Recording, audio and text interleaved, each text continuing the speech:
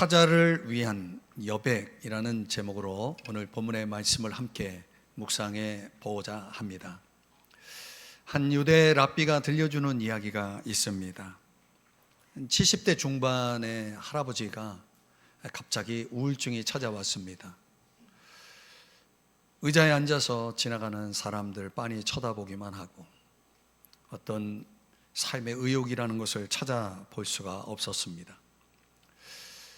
그동안 평생 사랑하는 이와 함께 하셨고 건강도 하시고 사업도 잘 됐고 손자 손녀들 보기까지 대가족을 이루었고, 아무리 생각해도 자녀들이 생각해보면 이 할아버지가 우울증에 걸릴 일이 없는 거예요. 자녀들이 묻습니다. 도대체 무슨 일이 있으신가요? 아버님 무슨 일이세요? 이렇게 묻자 조용히 있던 아버지가 그렇게 대답을 합니다. 이제 아무도 없어. 키비츠 할 사람이 아무도 없어. 이렇게 대답을 하는 겁니다. 키비츠라고 하는 것은 유대인들에게는 이렇게 친구들처럼 격이 없이 지내는 사람들을 일컫는 단어라고 합니다. 그들과 함께 더불어서 어울리면서 수다도 떨고 장난도 치고 서로 놀리기도 하고 할 수 있는, 격의 없이 지낼 수 있는 관계를 그런 것들을 일컬을 때 키비츠라고 하는 단어를 사용한다고 하는데, 이 키비츠 할 사람이 없다라고 하는 것이 이 할아버지에게 갑자기 우울증이 찾아온 이유가 되었다는 것이죠. 여러분에게는 키비츠 할 사람이 있습니까? 우리가 살아가면서 이 몸에 쌓인 피로 물질을 적절하게 풀어줘야 우리가 건강하게 산다고 그러잖아요. 사실 우리의 정신 세계도 마찬가지거든요. 알게 모르게 이 무거운 것들이 이렇게 누적되어 있는 것들을 잘 풀어주지 않으면은 우리가 건강하게 살아갈 수 없다는 거죠. 이 키비츠 할 수 있는 관계라는 것이 뭐 다르게 표현하면 친밀한 관계, 이렇게 말할 수도 있겠습니다. 이 하버드 대학의 그 정신과 의사이자의 교수인 이 조지 에만 베일론트라고 하는 아주 유명한 교수가 있습니다. 제가 상담학 논문을 박사 논문 쓸 때 이분이 쓴 책이 우리말로 번역하기를 행복의 조건, 영어로는 에이징 웰이라고 하는 책을 썼는데, 여러 사람들을 오랜 시간 동안 집중해서 그들의 어떤 삶과 인격을 추적하면서 연구를 한 결과 보고서입니다. 그 책을 읽어보면은 여러 사람들의 그런 케이스 바이 케이스를 소개하는 내용들이 나오는데, 그 벨론트 교수가 하는 얘기가 뭐냐면, 삶의 진정으로 중요한 게 뭐냐라고 할 때 여러 가지가 있지만 그 중에 이분이 강조하는 게 뭐냐면 다른 사람들과 맺는 친밀한 관계, 이렇게 강조를 합니다. 다른 사람들과 맺는 친밀한 관계. 이 친밀한 관계가 있을 때 자발 없는, 참을성 없고 아주 경솔한 행위를 가리키는 거죠. 그러니까 자발 없는 삶으로 우리를 항응하지 않도록 그게 붙잡아 준다는 거예요.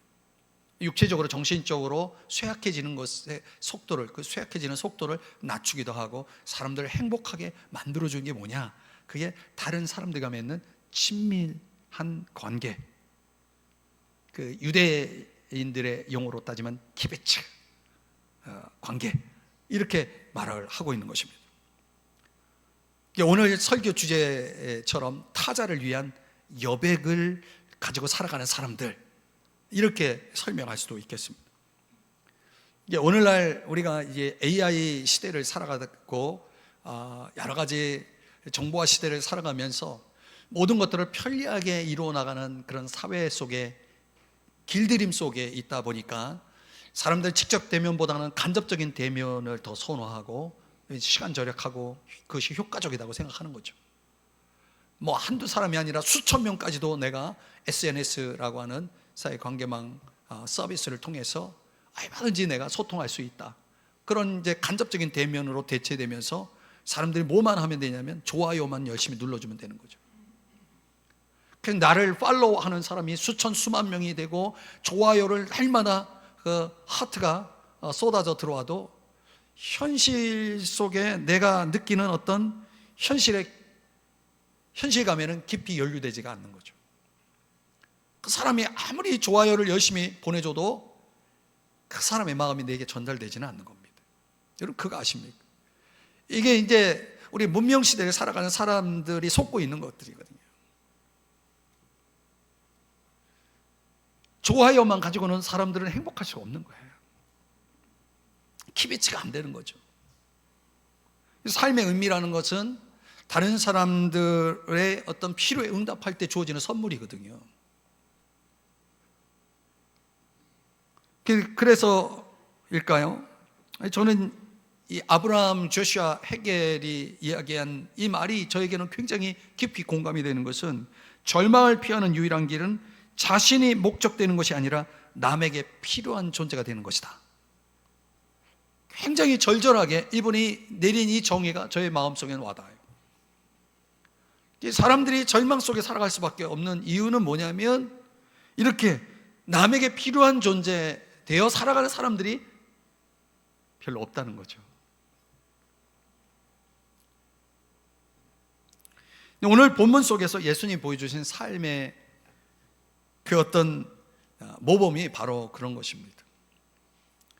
고통받는 타자들의 삶에 꼭 필요한 존재가 기꺼이 되고자 하셨던 예수님이죠.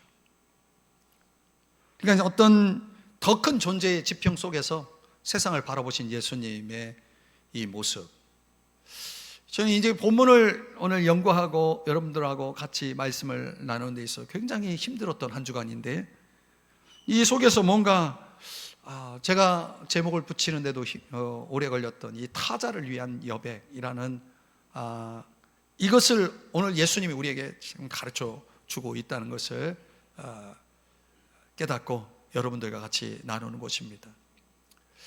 오늘 정말 우리가 건강하게 살아가고 행복하게 살아가기 위해서는 반드시 이게 있어야 된다는 거예요. 타자를 위한 여백.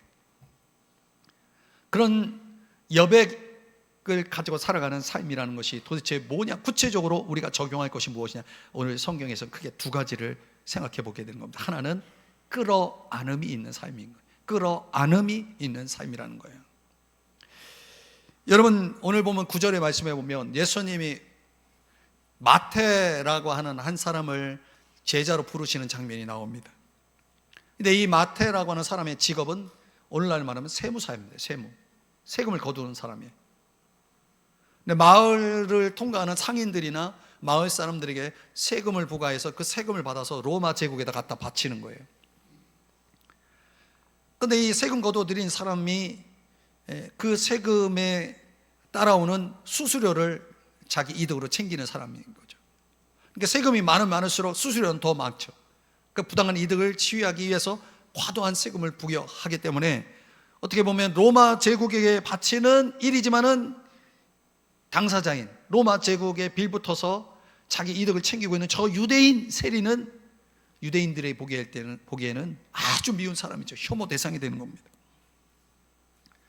그런 시대에 이 세리라고 하는 직업을 가진 사람들은 아주 멸시되고 어떻게 보면 천시대는 그래서 유대인들만이 들어갈 수 있는 회당에 들어갈 수 없는, 회당에 들어가면 쫓겨나는 그런 부류의 사람들이었는데 오늘 예수님이 그 마태를 부르시는 거예요. 제자로 부르실 뿐만 아니라 잔치를 배설해가지고 그 잔치에 참여하시는 거예요. 10절 마태의 집에서 앉아 음식을 잡수실 때, 그럼 그 잔치에는 사람들이 있을 거 아닙니까? 초대된 사람들이 다 대부분 누구냐면 세리 직업, 같은 직업군이죠. 천대받고 무시당하고 있는, 멸시당하고 있는 그런 세리 집단들이, 친구들이 함께 그 자리에 참여하는 거예요. 유대인들이 보기에는 그들은 죄인들입니다. 부정한 자와 함께하고 가까이하고 세금을 같이해서 결국은 자기 이득을 챙겨 먹는 아주 기생충 같은 그런 존재인 거죠.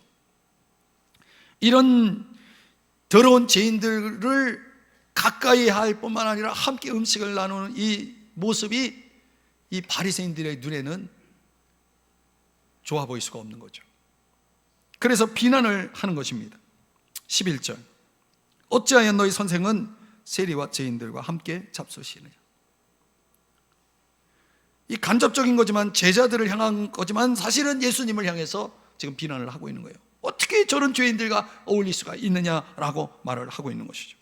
마치 예수님은 죄를 묵과하시고 율법을 완전히 무시해버리는 그런 행동을 벌이신 것이죠.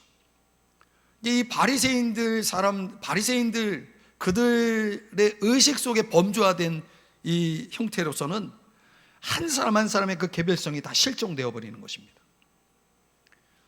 모든 것을 범주화시키는 사회 속에 살아가는 사람들은요, 개별이라고 하는 그 각각 개인의 인격이라는 것은 사실 실종되는 거예요. 모든 일이 집단화되어 버리는 것입니다. 집단 속에 결정되고 그 결정에 따라가는 개별성은 실종된 그런 집단 사회가 되어버리는 것이죠. 근데 오늘 우리 그리스도인들이 이런 분리주의를 굉장히 주의해야 되는 것은, 우리와 그들, 내 편과 상대편이라고 하는 이런 이분법화된 이런 의식에 갇혀버리면은 자기가 보고 싶은 것만 보는 우를 범하게 되는 겁니다. 그러니까 우리 사회에 가지고 있는 아주 고질적인 치명적인 병이 지금 우리 사회에 이게 지배하고 있는 거죠. 우리 편이냐 상대편이냐라고 하는 그런 구분선을 가지고 서로 자기만 옳다라고 얘기하고 상대편은 다 틀렸다 그러고 서로를 죽이는 일에 지금 힘을 쓰고 있는 거죠. 이 구별됨이라고 하는 것은 자기 존재, 그 자체를 자기 존재 기반으로 삼는 이들에게는 그래서 타자에 대한 어떤 허용, 용납이라는 것이 굉장히 어려운 거예요. 그래서 타자를 위한 여백은 완전히 실종되고 사라져 버리게 되는 거죠. 예수님은 이걸 깨뜨리고 싶었던 거예요. 이런 잘못된, 사람을 갈라치는 이런 잘못된 의식들을 예수님은 깨뜨리기 원하셨던 것이죠. 오늘 보면 12절에 예수님 말씀하시기를, 건강한 자에게는 의사가 쓸데없고 병든 자에게야 쓸데있느니라. 얼마나 당연한 얘기입니까? 그렇죠? 그러면서 13절, 너희는 가서 긍휼을 원하고 제사를 원하지, 내가 긍휼을 원하고 제사를 원하지 아니하노라 하신 뜻이 무엇인지 배우라. 그러니까 예수님이 말씀하신, 인용하신 호세아서 이 말씀을 가지고 지금 예수님은 완전히 이분법적 사고를 초월하신 분이죠. 너희와 우리 이런 그런 구분들이 없는 거예요.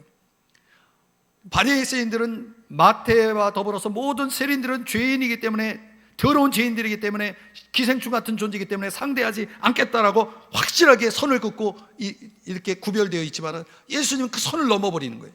그럼 마태를 오히려 식탁 공동체로 초대해서 함께 시간을 보내고 있는 거죠. 왜 이렇게 하느냐? 사실 바리새인들은 이 세리들을 병들었다 생각하고 죄악됐다라고 생각했지만 예수님 반대로 생각하시는 거죠.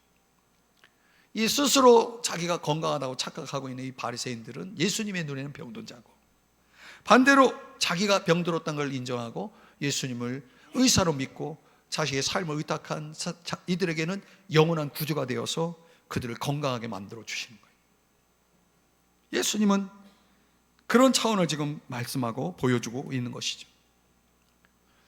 다른 이들을 품어서 끌어안아줄 수 없을 만큼 영원히 협소한 사람들은 이 예수님이 말씀하고 있는 이런 상처 입은 자들을 품어 안으시는 주님에게 이 긍휼을 절대 이해할 수 없는 것이죠. 엘레오스, 위로부터 내려오는 사랑, 긍휼이라는 단어가 그런 뜻이죠. 이런 사랑을 이해할 수 없는 거예요. 그들에겐 수많은 제사 의식이 있는데 주님은 그걸 원하는 게 아니라 긍휼을 원한다라고 말하는 거예요. 여러분, 우리가 천천만만의 예배를 드려도 우리의 마음속에 긍휼이 깨달아지지 않고 이해되지 않고 그 긍휼이 없다면 그 모든 천천만만의 예배는 다 의미가 없는 것입니다. 그러니까 우리가 우리의 마음속에 하나님의 마음을 품지 않으면, 하나님 마음에서 멀어지면 그런 모든 제사 의식들이라는 것은 공허한 모방에 불과하게 되는 것입니다. 하나님은 여러분 우리에게 원하시는 게 마음을 원하시는 거예요. 마음을 원하신다는 거예요. 그 고통받는 이들에게 다가가려는 그런 긍휼의 마음을 하나님은 우리에게 보고 싶어 하시는 거예요. 우리가 이 자리에서 이렇게 예배하고 있는 것보다 더 중요하게 그런 마음들을 주님이 구하고 계시는 것입니다. 사랑하는 성도 여러분, 오늘 그런 차원에서 이 마태의 입장을 생각해 보면 그동안 나를 인간 취급하지 않고 나를 상종해 준 사람이 없었는데 어느 날 저 예수라는 분이 나를 따르라 하시며 함께 식탁 공동체를 형성해서 같이 함께 즐겁게 시간을 보내고 있을 때 여러분 마태의 마음이 어땠을까요?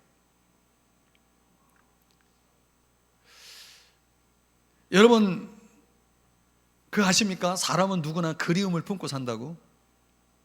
말을 안 해서 그렇죠. 사람은 다 저마다 사람에 대한 그리움을 가지고 있는 거예요. 아무리 성격이 괴팍하고 자기중심적이고 자기밖에 모르는 사람도 그 사람 마음속에도 그리움은 있는 것입니다. 인생에 그리움이 없다면 권태로울 수밖에 없는 거죠. 이 그리움이야말로 우리 삶을 밀어주는 힘이 되어지는 것이죠. 근데 그런 차원에서 우리가 이 타자를 위한 여백을 가지고 살아가는 사람들에게는 그런 그리움을 품고 살아가는 이들을 볼 수 있는 눈이 생겨요.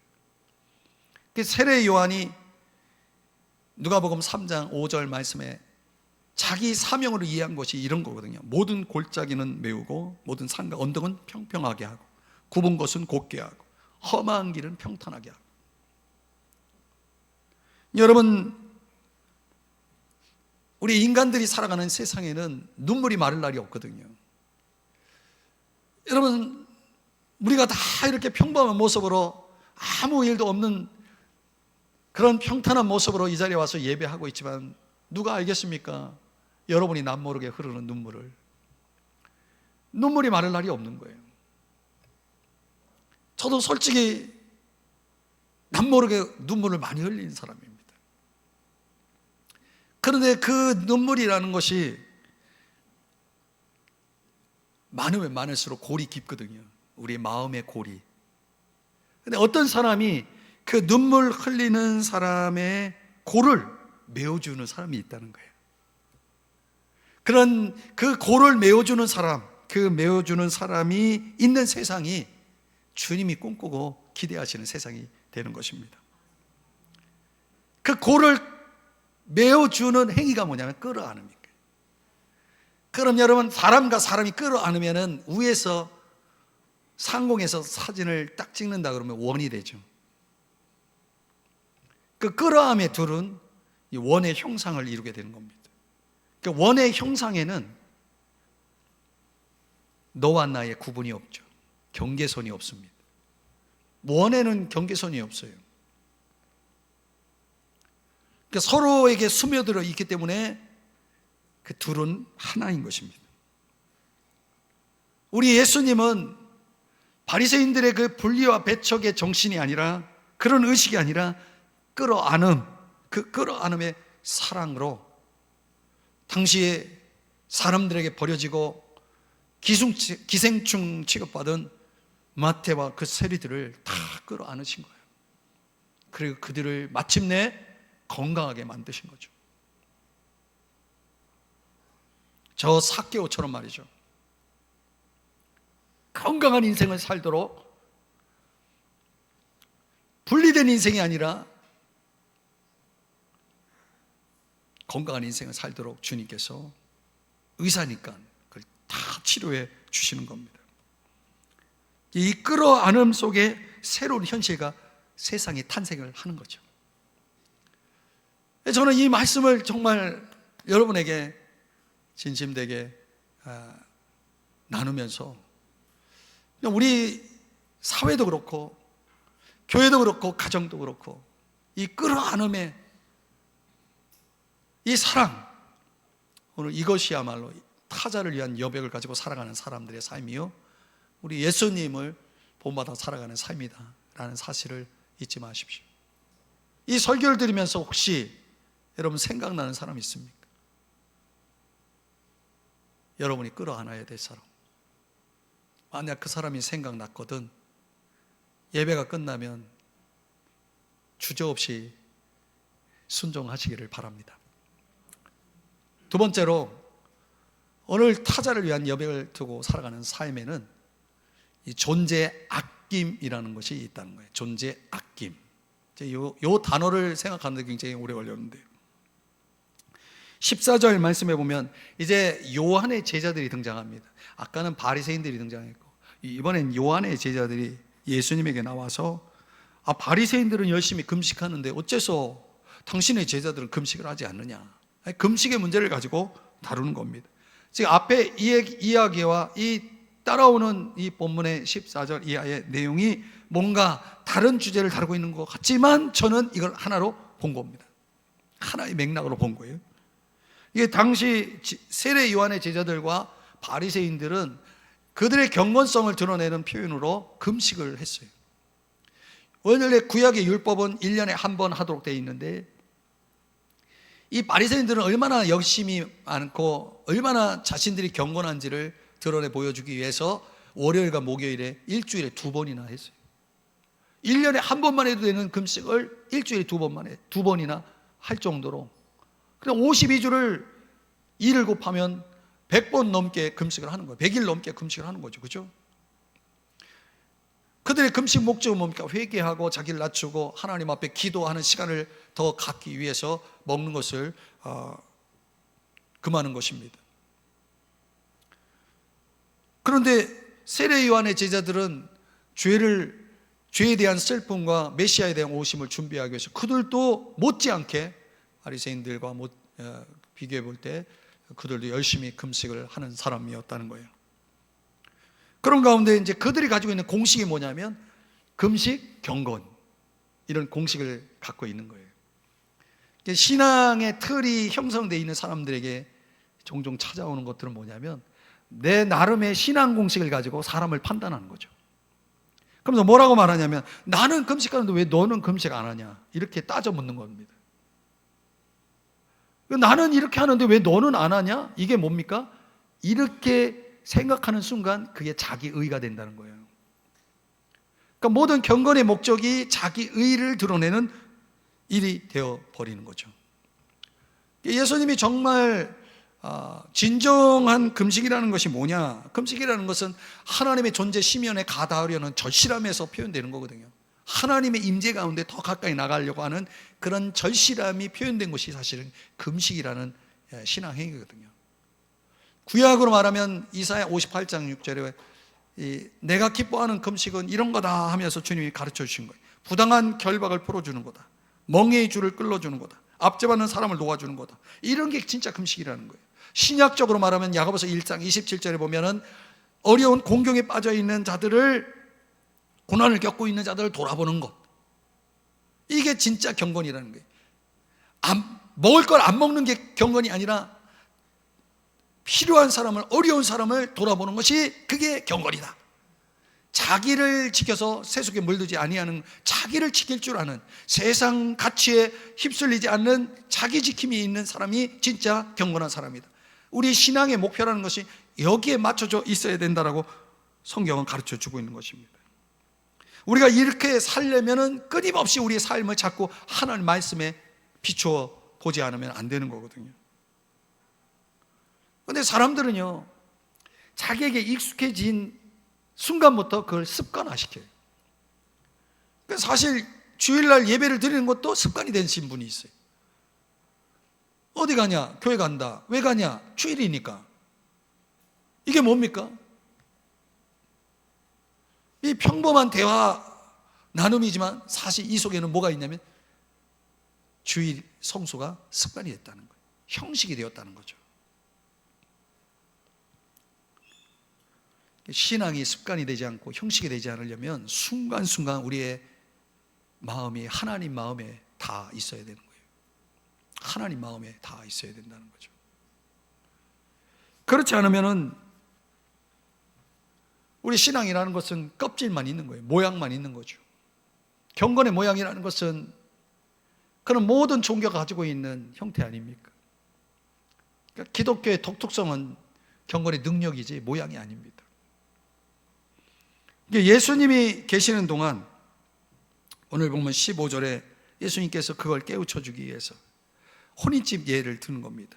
혼인집 손님들이 신랑과 함께 있는데 음식을 먹어야 돼요? 굶어야 돼요? 너무 질문 같지가 않죠? 여러분, 예수님이 이 비유를 통해서 말씀하시는 건 뭐냐? 예수님이 지금 함께하고 있는데 제자들이 금식을 해야 되느냐, 먹어야 되느냐, 이거예요. 예수님이 함께하고 있기 때문에 그 함께한다는 것은 축하할 이유고, 마치 결혼식 잔치와 같은 축하연에 참여하고 있는 것과 같은 건데, 그러면 함께 기뻐하고 먹고 마셔야지, 그래야 결혼식인 거지. 거기서 다 굶고 있고 금식하고 있으면 그게 무슨 결혼식이냐라고 하는 거예요. 올바른 금식이라고 하는 것은 올바른 때에 맞게 행해져야지 예수님이 함께 하는데 왜 금식을 하냐라고 하는 것입니다. 물론 여기 15절에 신랑을 빼앗길 날이 이르니 그때에는 금식할 것이니라, 이 때가 있는 거예요. 신랑을 빼앗길 날이라는 것은 예수님이 십자가에 죽으실 때를 얘기합니다. 예수님이 십자가에 죽으시면 제자들은 금식하고 슬퍼해야 되는 거예요. 그러나 그것도 오래가지 않을 거예요. 요한복음 16장 20절의 말씀에 보면 결국은 예수님 부활하실 거고, 부활하시면 그 근심이 바뀌어서 도리어 기쁨이 될 것이라고 예수님이 말씀을 하신 겁니다. 뭘 이야기하는 거냐면 결국은 우리의 모든 신앙행위는 예수님이 중심이 되어야 된다는 거예요. 예수님과의 관계 속에서 모든 게 나와야 된다는 거죠.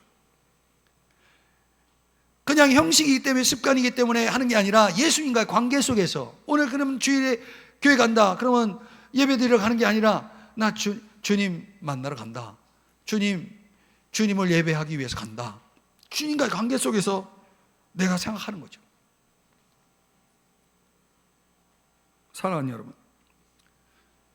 우리가 반드시 깨달아야 될 건 뭐냐면 예수님이 이 땅에 오신 목적, 우리에게 오신 목적은, 예수님 우리와 함께 하시는 목적이 뭐예요? 우리 생을 축제되게 하기 위해서, 우리의 삶을 경축하며 살게 하기 위해서 예수님이 우리에게 오신 것을 여러분 믿으시기 바랍니다. 그러니까 예수님이 함께 한다면 당연히 우리는 행복해야 돼요. 예수님이 있든 말든 나는 항상 불행해. 그는 여러분 예수님의 존재감을 아직 깨닫지 못하고 있는 분들이죠. 예수님이 함께하면 행복해야 돼요. 예수님을 예배하기 위해서 여러분이 이 자리에 와 있다면 여러분은 이 시간 즐거워야 돼요. 기뻐야 되는 겁니다. 예수님이 함께해서 기쁘시다고 생각되시는 분만 아멘 하시기 바랍니다. 좀 많이 계시는 것 같네요. 여러분, 우리 신앙생활 속에서 예수님을 제쳐놓으면 외식이에요. 다 그게 외식, 형식이에요, 형식. 그래서 17절에 뭐라고 말씀합니까? 새 포도주는 새 부대에 넣어야 둘이 다 보존되느니라. 신앙이라는 것이 그냥 내가 터득한 어떤 신앙의 형태 속에서, 그러니까 내가 학습한 신앙 속에서 이루어지는 것보다는 복음에 합당해야 돼요.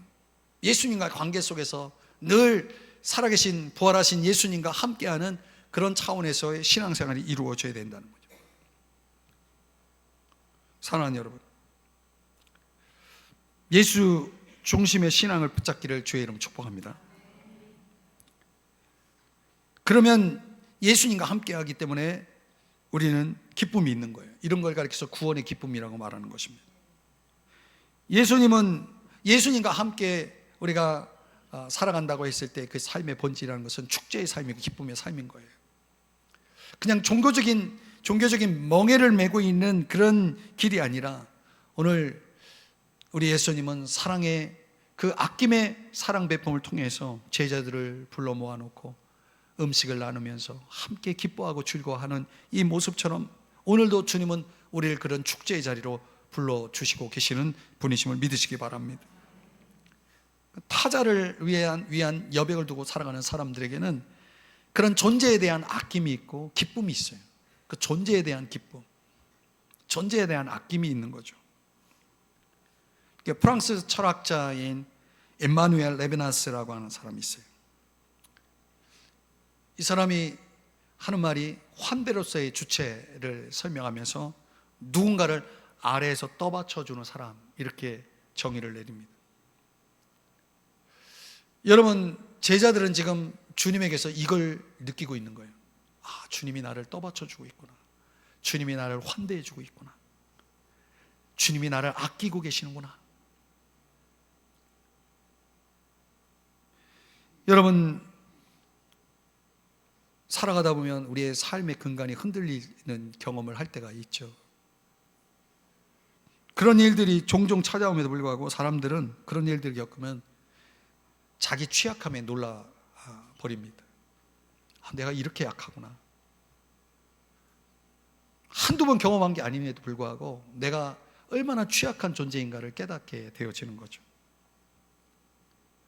그때 누군가 나를 떠받쳐주는 그런 이가 내 곁에 있어야 되는 거예요. 등을 토닥여주는 그런 행위가 천마디의 말보다 더 위력을 발휘할 때가 있는 거죠. 제가 금요기도회 때 말의 능력에 대해서 설교를 했는데, 말이라는 것이 참 능력이 있거든요. 그럼에도 불구하고 말이 미치지 못하는 어둠의 세계가 있어요. 누가 무슨 얘기를 해도 들려오질 않아요. 그런 그 어둠의 심연 속에 가 닿으려면은요, 말이 필요한 게 아니라 눈빛이 필요하고 표정이 필요하고 터치가 필요하고 그런 거거든요. 손 한번 따뜻하게 잡아주는 그것이 누군가의 설당이 되는 경우가 있어요. 그거 아십니까? 인간의 인간됨은 바로 그런 데서 발현되는 거죠.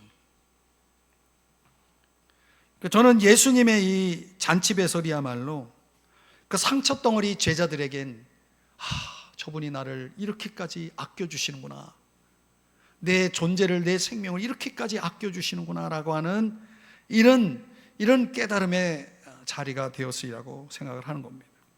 그러니까 전통과 사상으로 이분화된 그런 사회가 벌이는 그런 폭력적인 경박한 그런 세태를 향해서 예수님이 마치 저항운동을 벌이듯이 보여준 이런 아낌, 이거야말로 이제 지속 가능한 삶의 보루가 되는 거죠.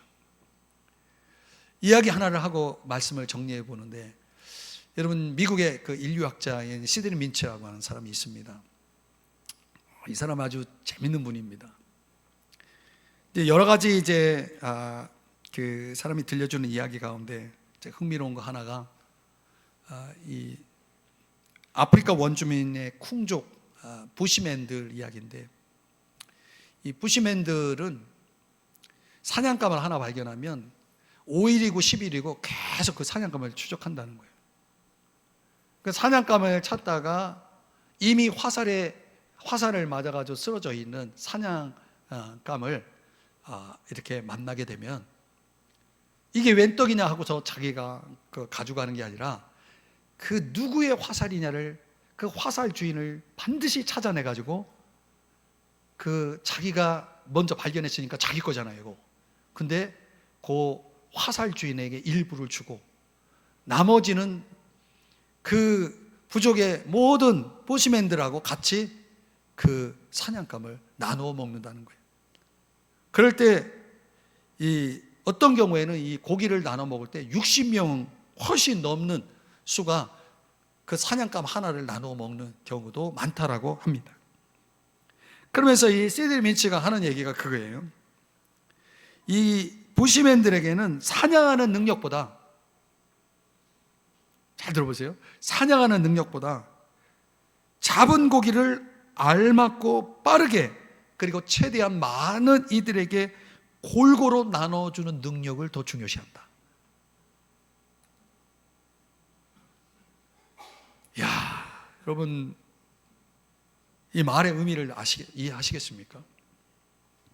부시맨들의 능력은 사냥하는 능력이 아니라 나누는 능력이라는 거예요. 그들이 가지고 있는 최고의 능력, 나누는 능력.